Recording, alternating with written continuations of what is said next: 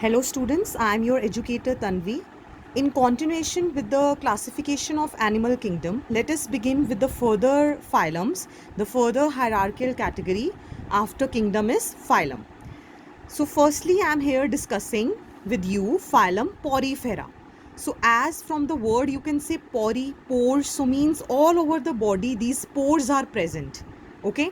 So because of this structure, they are also referred to as sponges. They are like a sponge having pores all over their body. Looking into their habitat, they are marine and the body symmetry is asymmetrical. There is no symmetry in the body. These are multicellular animals and generally they are sessile, means they are non-motile. Talking about its level of organization, it is cellular and it has a water transport or canal system. Now there are certain pores, minute pores are there over the body. You can see here example of cycon. Minute pores are called as ostia and the point through which the water is going to enter is called as osculum. Then you can see over here the cavity which is there is known as spongocele. Cele means the cavity and spongo word comes from the sponges. So cavity present in the sponges. Then another important thing is they are containing exoskeleton which is made up of certain fibers called as spongin fibers.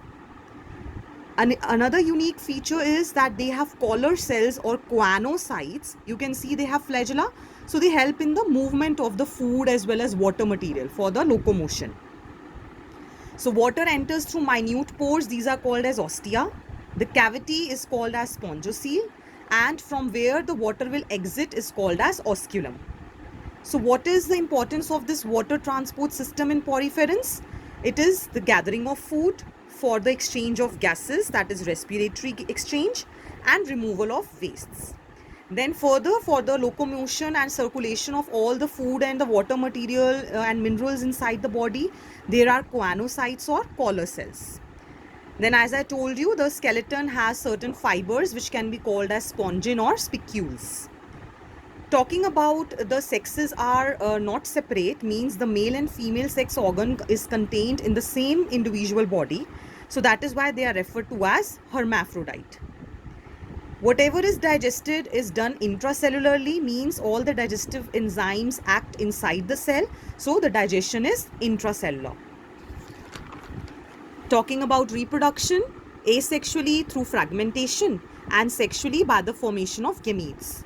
So when sexual reproduction we are talking about means, let us see what type of fertilization, means when the male and female gamete is going to fuse, whether it is inside the female body or outside.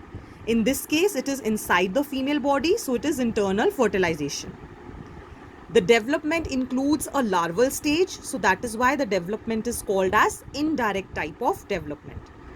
Another example is spongilla, which is also commonly called freshwater sponge. Coming to the next phylum, phylum Coelenterata, also called as phylum Cnidaria. Children, these are mostly marine and aquatic. In water bodies these are found and these can be sessile. Sessile means stationary or free swimming. Two stages can be there. Talking about its symmetry, it is radial, means through any axis, through any plane, it will be divided into two equal halves. A unique feature of this phylum is presence of these cnidoblasts or cnidocytes. These are the organs, specific organs present in Cnidaria, which consists of cells called as stinging cells or nematocytes. So this is, you can say, the name of that part, and the cells which are contained in it are called as stinging capsules or stinging cells or nematocytes. What they do, these firstly are present on the tentacles which are helping in the locomotion of the animal, and it helps to anchor it. Anchor it means because it is aquatic, so it can attach to any substrate for the defense, because as the moment they see their prey, so this nematocyst will just move out of the body and like an arrow, okay, and it will help in the defense system of the body.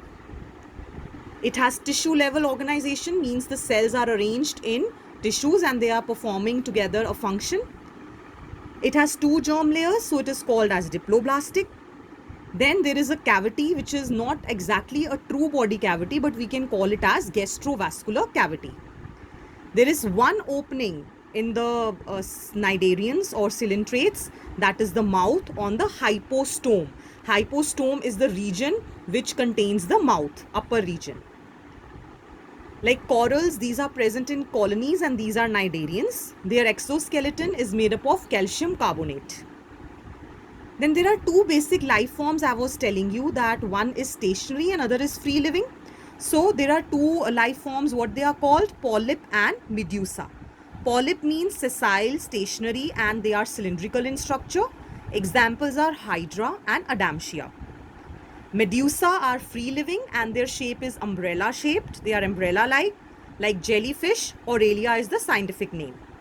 But in certain cnidarian children, there is alternation of generation. Means polyp asexually can form medusa and medusa can form polyp sexually. Means both these stages are present. So this is present in Obelia. You can see over here one structure I have drawn. This is umbrella shaped medusa and cylindrical polyp.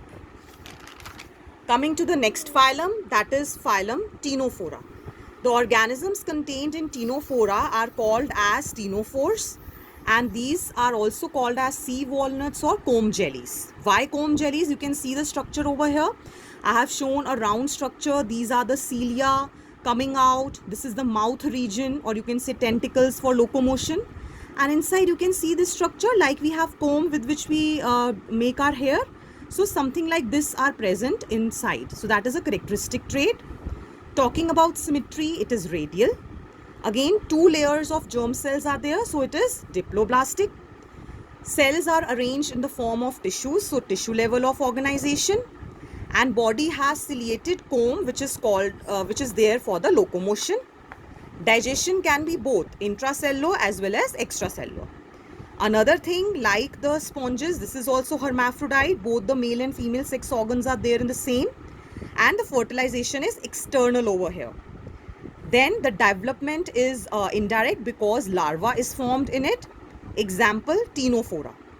Another unique feature is the property of emitting light by these living organisms. That is called as bioluminescence. So this is a very important feature to distinguish the phylum Ctenophora or ctenophores from cnidarians and poriferans.